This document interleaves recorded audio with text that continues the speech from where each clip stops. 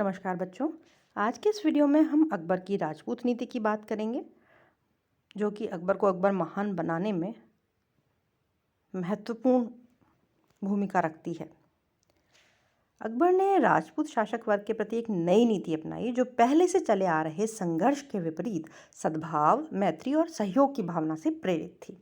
इससे मुगल साम्राज्य और राजपूत राज्यों के बीच मैत्रीपूर्ण संबंधों का नया अध्याय प्रारंभ हुआ। तो भाई, इस नीति के उद्देश्य क्या थे? तो अकबर जब गद्दी पर बैठा है तो उसके सामने प्रमुख 4 उद्देश्य थे। पहला, मुगलों की सत्ता को अफगानों द्वारा प्रस्तुत चुनौती का अंत करना। आपको ध्यान है ना, बाबर ने भारत पर मुगल साम्राज्य की स्थापना की और अफगानों के कारण हुमायूं को साम्राज्य से हाथ धोना पड़ा। मच्छीवाड़ा के युद्ध में पुनः मुगल साम्राज्य की स्थापना हुई, लेकिन अफगान चुनौती अभी भी बनी हुई थी, तो इस चुनौती का अंत करना था अकबर को। दूसरा उसका उद्देश्य था मुगल साम्राज्य का विस्तार करना। तीसरा, मुगल सामंत वर्ग में जो उज्बेक सामंत थे ना, वो बहुत उद्दंड थे, बार बार विद्रोह करते थे, तो उनकी उद्दंडता पर अंकुश लगाना भी अकबर का एक प्रमुख उद्देश्य था। और जो चौथा उद्देश्य था वो था भारत की बहुसंख्यक हिंदू प्रजा के बीच मुगल शासन को लोकप्रिय बनाना। तो इन 4 उद्देश्यों की प्राप्ति के लिए राजपूतों का सहयोग इम्पॉर्टेंट हो सकता था। तो राजपूतों की सहायता से अफगानों की चुनौती का दमन किया जा सकता था, और क्योंकि मुगलों और राजपूतों की मिलीजुली शक्ति का सामना करना अफगानों के लिए कठिन होता। फिर राजपूताना का जो क्षेत्र है वो भौगोलिक दृष्टि से महत्वपूर्ण था, और यहाँ मुगलों की सत्ता बनाए बिना पश्चिम और दक्षिण के साम्राज्य में विस्तार करना संभव नहीं था। उज्बेकों पर अंकुश लगाकर सम्राट की सत्ता को सुदृढ़ बनाया जा सकता था, और क्योंकि राजपूत भारत के शासक वर्ग के रूप में थे, इसलिए इनका सहयोग प्राप्त कर भारत की जो शेष हिंदू जनता थी उसका भी सहयोग आसानी से प्राप्त किया जा सकता था। तो इन परिस्थितियों को भली भांति समझते हुए अकबर ने राजपूतों के प्रति एक नई नीति का विकास किया। इस नीति का आरंभ हम 1562 ईस्वी में आमेर के शासक राजा भारमल के साथ संधि के रूप में देखते हैं। राजा भारमल का क्या कहा किस्सा था? एक्चुअली राजा भारमल के विरुद्ध उन्हीं के सगे संबंधी कई विरोधी कार्यवाहियां कर रहे थे, और इन विरोधी संबंधियों को मालवा के मुगल प्रशासक का सहयोग प्राप्त था। अकबर इसी समय अजमेर की यात्रा पर जा रहा था, और राजा भारमल ने उनसे जाकर भेंट की और मैत्री संबंधों की स्थापना का प्रस्ताव रखा। अकबर ने इस प्रस्ताव को सहर्ष स्वीकार कर लिया, और दोनों राजघरानों के बीच संबंधों को मजबूत बनाने के लिए भारमल की पुत्री हरका बाई का विवाह अकबर के साथ हुआ। इन्हें जोधाबाई भी कहा जाता है। 1563 में मेड़ता के दुर्ग पर अकबर ने अधिकार कर लिया, जो मारवाड़ की सीमा पर स्थित था। लेकिन इसके बाद कुछ समय तक अकबर ने राजपूताना के क्षेत्र में कोई सैन्य कार्रवाई नहीं की। 1567 में अकबर ने फिर से राजपूताना की ओर तरफ ध्यान दिया और चित्तौड़ पर आक्रमण किया। लंबे संघर्ष के बाद 1568 में चित्तौड़ पर मुगलों का अधिकार हो गया, लेकिन राणा उदय सिंह द्वारा मुगलों का विरोध जारी रहा। राणा उदय सिंह के बाद उनके पुत्र राणा प्रताप ने भी ये प्रतिरोध जारी रखा। 1569 में अकबर ने रणथंभौर पर अधिकार कर लिया, और इन सारी विजयों से प्रभावित होकर कई छोटे राजपूत राज्यों ने, जैसे कि बीकानेर, जैसलमेर और जोधपुर ने अकबर के आगे आत्मसमर्पण कर दिया। 1576 में अकबर ने मेवाड़ के नए शासक महाराणा प्रताप के विरुद्ध हल्दी घाटी की लड़ाई लड़ी। राणा प्रताप ने युद्ध में पराजित होने पर भी अकबर का विरोध जारी रखा। अकबर के जीवन काल में मेवाड़ राज्य मुगलों के अधीन नहीं आ सका। फिर भी राणा प्रताप की हार से बूंदी, कोटा, ओरछा, बांसवाड़ा, डूंगरपुर आदि राज्यों ने मुगलों के आगे आत्मसमर्पण कर दिया। 1578 ईस्वी तक राजपूताना का अधिकांश क्षेत्र मुगल साम्राज्य के प्रभाव में आ चुका था।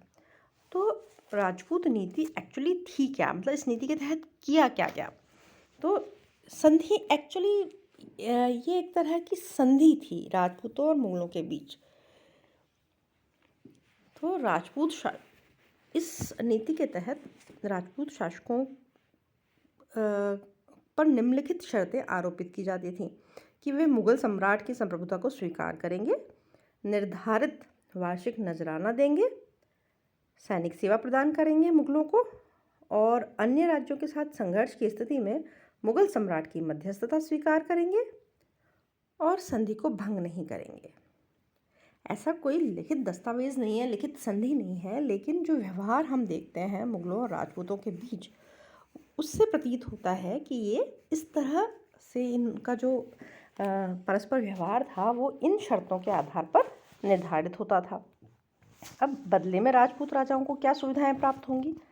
तो बदले में मुगलों ने राजपूत शासक और उसके वंश की रक्षा का आश्वासन दिया, राज्य की सीमा पर मुगलों द्वारा आक्रमण न करने का आश्वासन दिया और किसी अन्य शक्ति के आक्रमण से भी सुरक्षा का आश्वासन दिया।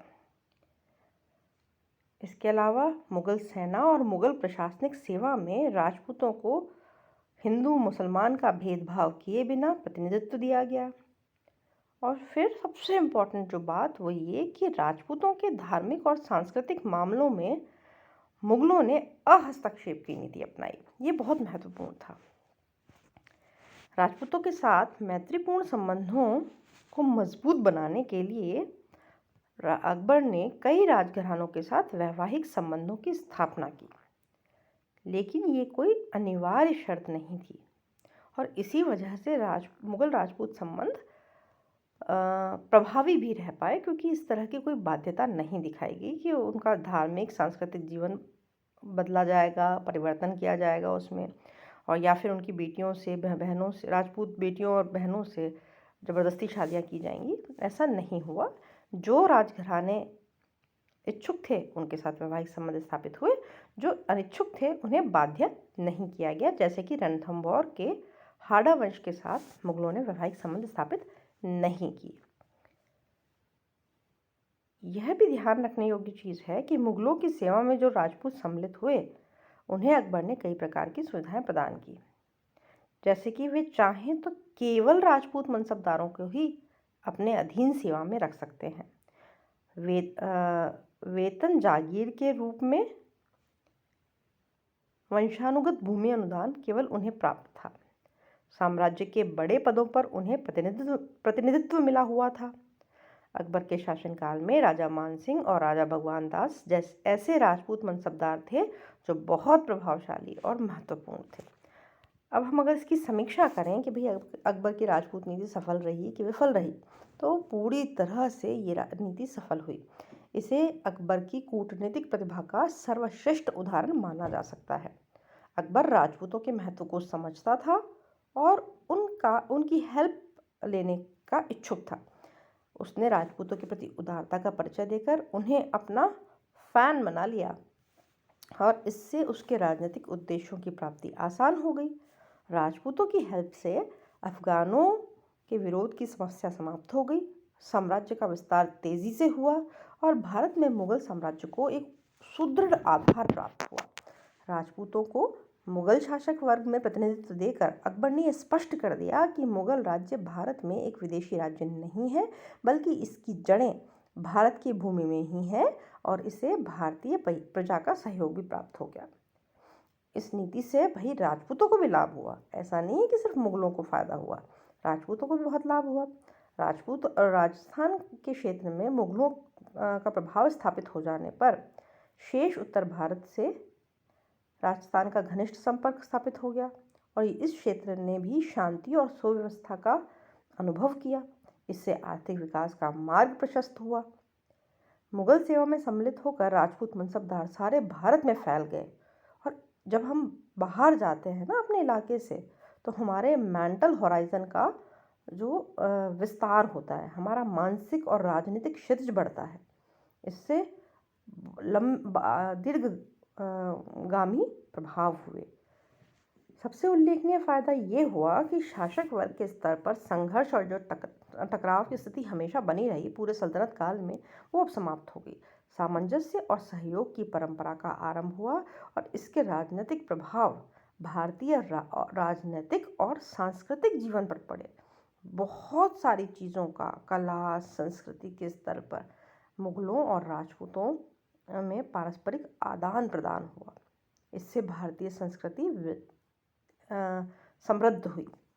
अतः ये निर्विवाद रूप से सत्य है कि अकबर की यह नीति महत्वपूर्ण और रचनात्मक सिद्ध हुई और इसका प्रभाव केवल राजनीतिक जीवन तक ही सीमित नहीं रहा बल्कि सामाजिक सांस्कृतिक जीवन पर भी पड़ा। इसी के साथ हम ये टॉपिक समाप्त करते हैं। ध्यान रखिए बच्चों, ये एक बहुत महत्वपूर्ण टॉपिक है। अकबर पर बनने वाले सर्वाधिक लोकप्रिय प्रश्नों में से है उसकी राजपूत नीति और उसकी धार्मिक नीति। अगले वीडियो में हम उसकी धार्मिक नीति पर चर्चा करेंगे। इसी के साथ हम इस वीडियो को यहीं समाप्त करते हैं। Thank you.